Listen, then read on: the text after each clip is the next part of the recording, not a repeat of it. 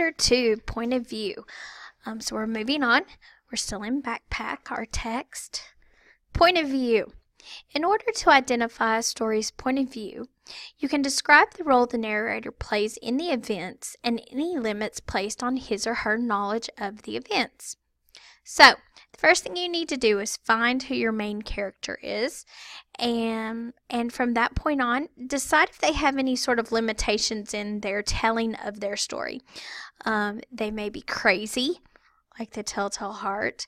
They could be senile, which a good example of that is Granny Weatherall, the jilting of Granny Weatherall.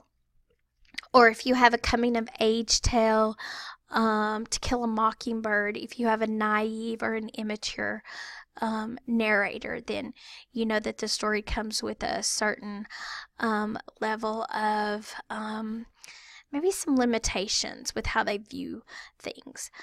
One initial way to determine a story's point of view is to identify whether or not the narrator appears as a major or minor character, as a sideline observer, or as an unnamed non-participant. Our main character isn't always our narrator. A good example of this is The Great Gatsby. So there are several novels out there who are main characters not who we hear the story from. So it's kind of an interesting thing. So first thing you need to do is establish point of view. We have two types of narrators that we are going to be concerned with. The first is our non-participant narrator. That individual writes in third person. You'll see he said, she exclaimed enthusiastically. You'll see things like that. A non-participant narrator can possess different levels of knowledge about a character.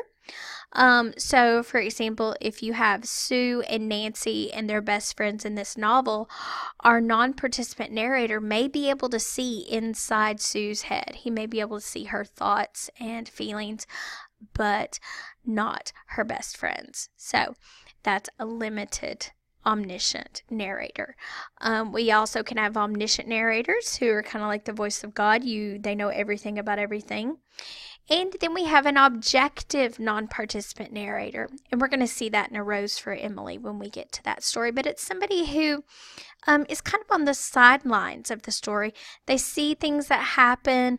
They don't know what's going on in people's heads, but they just sort of tell us the action from a side, sort of almost like a news reporter does. Our second type of narrator is a participant narrator, and this is one who's in the action. They write in first person. I saw that the situation was getting out of hand, those sorts of things. And it can be either a major or a minor character, and this is what we see with Gatsby. He's a participant narrator, but our narrator is not the Great Gatsby. So he's a minor character.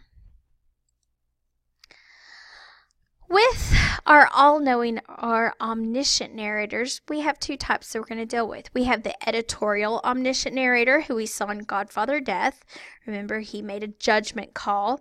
The point of view employed when an omniscient narrator goes beyond reporting the thoughts of his characters, but then makes a critical judgment or commentary. And then we can see how the narrator's own thoughts or attitudes are affecting the story.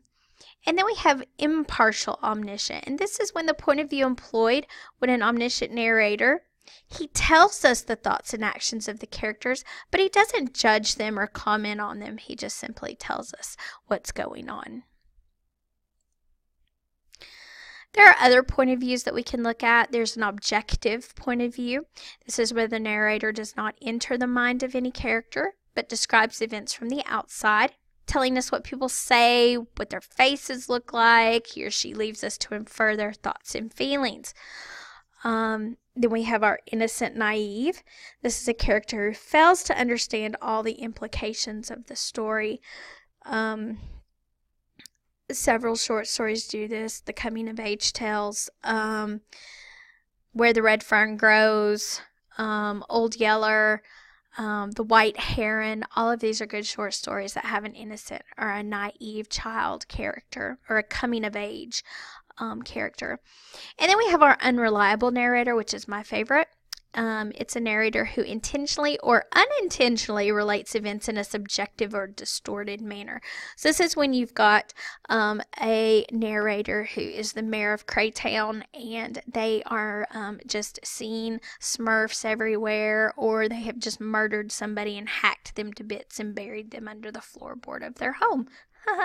Like a Telltale Heart from Edgar Allan Poe. So these are all of your different types of narrators that you may come across.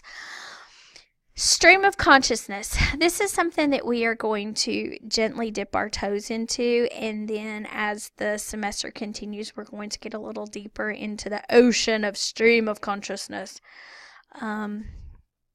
But stream of consciousness is a type of modern narration that uses various literary devices, especially interior monologues, in an attempt to duplicate the subjective and associative nature of human consciousness. That sounds very fancy, but it's kind of like this. For example, your own train of thought. I'm sure you're listening to my voice and you're like, oh, stream of consciousness, that sounds crazy. And then stream may trigger your brain to think, oh, the river. Oh man, I need to go rafting. That rafting trip we took last year was awesome. Oh, George fell out of the raft though. George, I wonder how George is doing. Do you see how my thought pattern, my stream of thoughts, they weren't linear. They sort of bounced all over the place like a bouncy ball. Right? So stream of consciousness is meant to mimic the way our natural brain patterns work. So what the author does is they write exactly what the brain would think. Sights that they see, smells, anything like that. So it just sort of follows how our brain works. So it's kind of a tough time, but I'll be there with you. We'll get through it together. But it's a very interesting literary device, and I think you guys will enjoy it. It's one of my favorites. Virginia Woolf uses a lot of stream of consciousness, and she's one of my favorite authors. So we'll get there together, guys. So point of view.